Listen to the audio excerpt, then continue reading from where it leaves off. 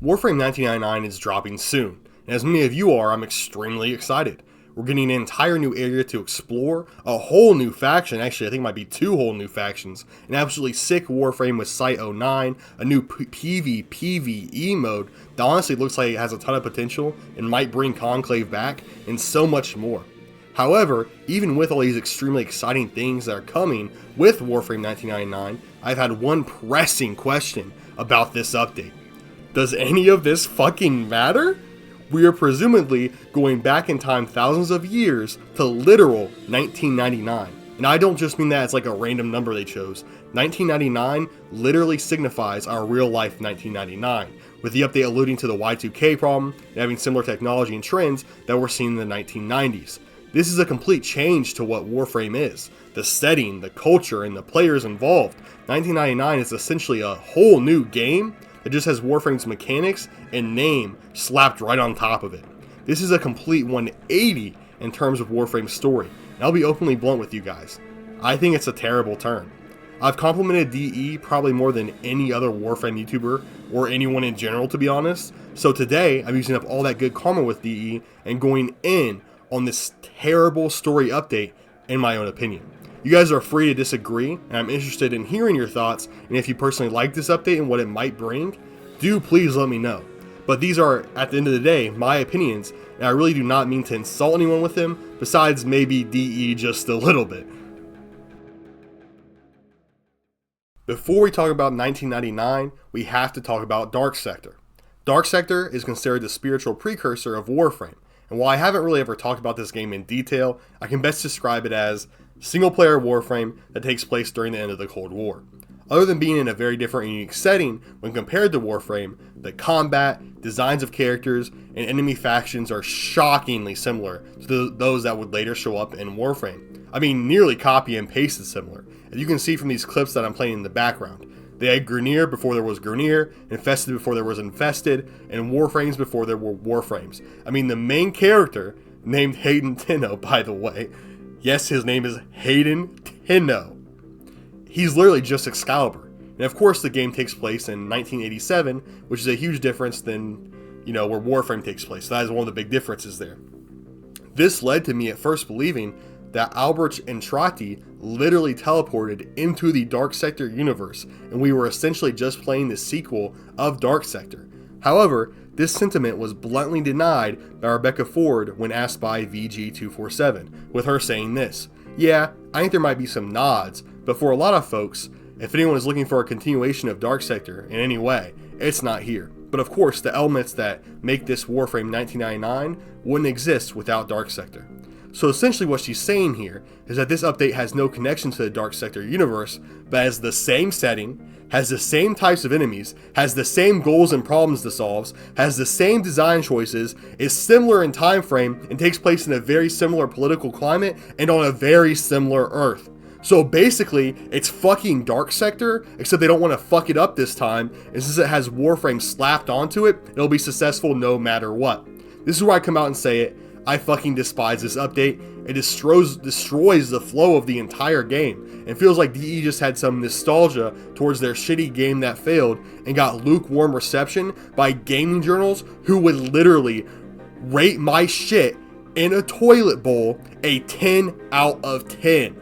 If you want to make another Dark Sector game, make a fucking Dark Sector game. Don't make some shitty time travel excuse so you can add Dark Sector that isn't Dark Sector to Warframe.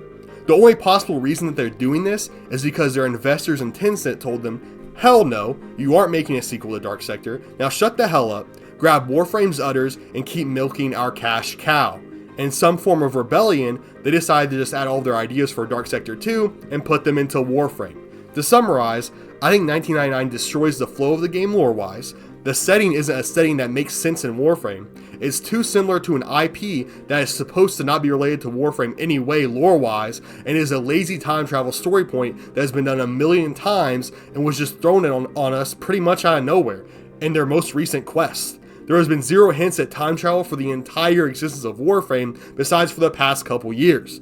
Now I want to talk about why this pisses me off so much, and all of the ends that they're just leaving loose apparently, and the actual fucking planetary system and timeline the game actually takes place in. Instead of focusing on the story-rich and brimming with potential Warframe universe that they've already created, they decided to do a dumb time travel bullshit story that shows and games only do when they've run out of content and are extremely desperate. Let's talk about some of the extremely important pieces of story they've just ignored in favor of 1999. The first one that comes to mind is the collection of Kuva blood by the Grineer and the status of the Elder Queen. I talked about this in my last video, and it absolutely baffles me that it's been going on 7 years now that DE has been hinting at the revival of the Elder Queen. I mean, are we just never going to address why the Grineer have gathered so much Kuva blood, or why it states in lore that Orc and exposed the Kuva are functionally immortal, and even if killed, they can be revived if you find a proper body and enough blood? Is DE just choosing to ignore that extremely important setup for literally the most important faction in the entire game for 7 more years in favor of time travel bullshit? Unfortunately, it would appear so. However, Grineer aren't the only faction getting shafted right now. Mr. Parvos and his impending hostile takeover of the Corpus would like to have some words. I mean, what's going on with that in his battle with Nef Anya? Hell, where the fuck is Freud Beck? He's the leader of the Corpus and has yet to make one appearance in Warframe?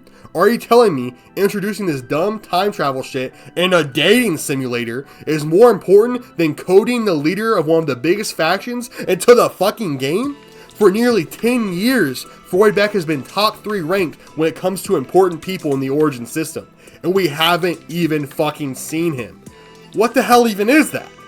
I mean, don't get me wrong, the Grineer and Corpus have been getting shafted for a while now, but it was at least because DE was focusing on more important things involving the Sentients and the Orchid, both of which have been mentioned from the very early days of the game and not just shat out of nowhere like time travel bullshit in a dating simulator.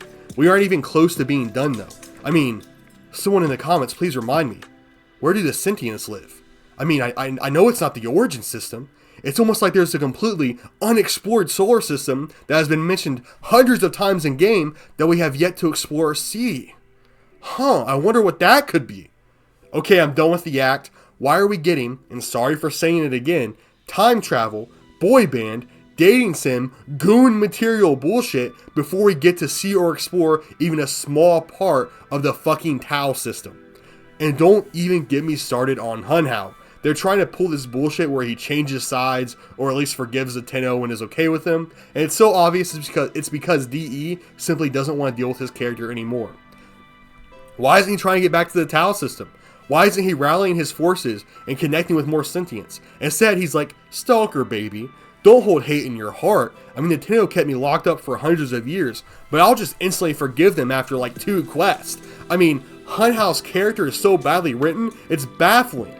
Instead of 1999, they should focus on how he might try to get back to the Tau system, and how Sentients might regroup or respond to his return after all this time.